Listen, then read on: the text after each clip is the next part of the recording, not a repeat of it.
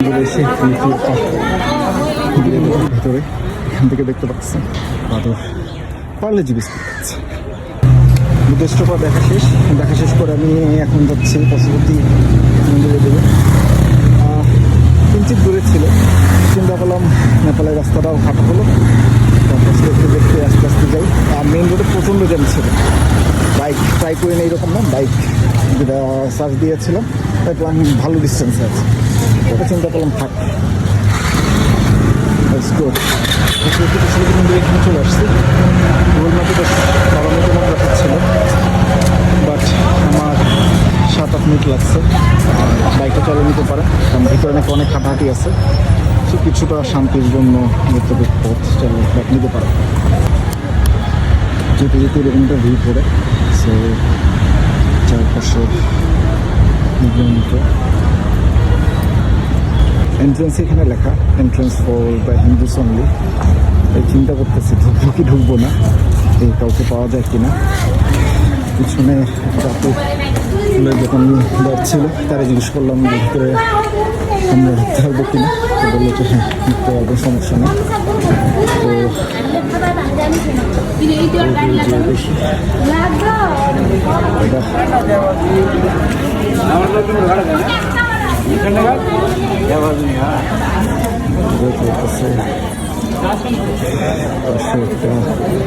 বিয়ে চলছে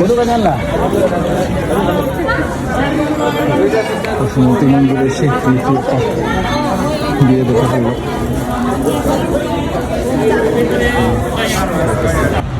পশুপতি মন্দিরের ভেতরে এখান থেকে দেখতে পাচ্ছেন শহরে একটা ভালো ভিউ আসে।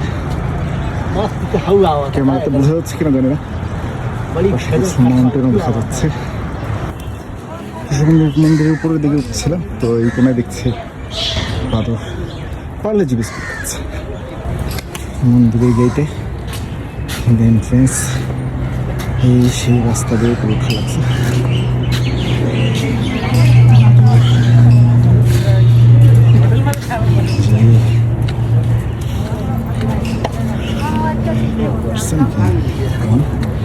ভিতরে কিছু হরিণ আছে। পশুপতি মন্দিরের ভেতরে এটা নিচ থেকে উপরে উঠতে উঠতে ক্লান্ত হয়ে গেছে কিছুটা। ওদের প্লেস যথেষ্ট ভালো, সুন্দর আছে। মন্দিরের ভেতরে ভিউটা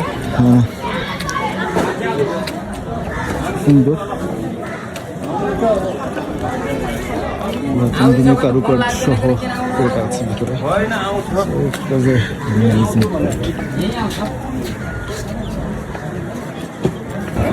দিকে ঢাল দেখা যাচ্ছে, এতটুকু বেয়ে উপরে উঠছে, এখন এতটুকু বেয়ে আবার নিচে নামতে হবে। চলো নিচে নামি, তারপর মন্দির থেকে নিচে নামতেছিলাম, তখন এটা চোখে পড়লো।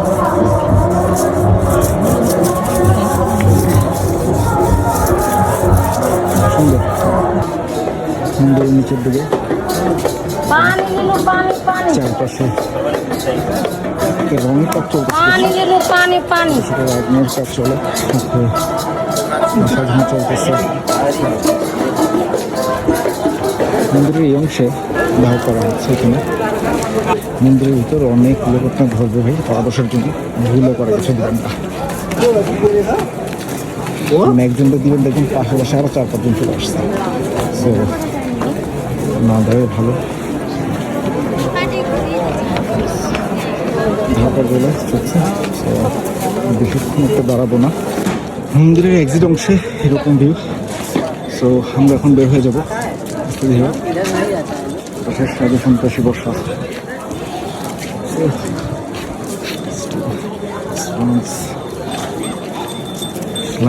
ঘুরলাম। পশুপতি থেকে বের হয়ে যাচ্ছে এখন, নেক্সট স্টেশনে যাবো। সো বিদায়। মন্দির অনেক পরে, তো হাঁটার প্রিপারেশন নিয়ে আসবেন যারা আসবেন, ভালো হাঁটাহাঁটি আছে ভিতরে।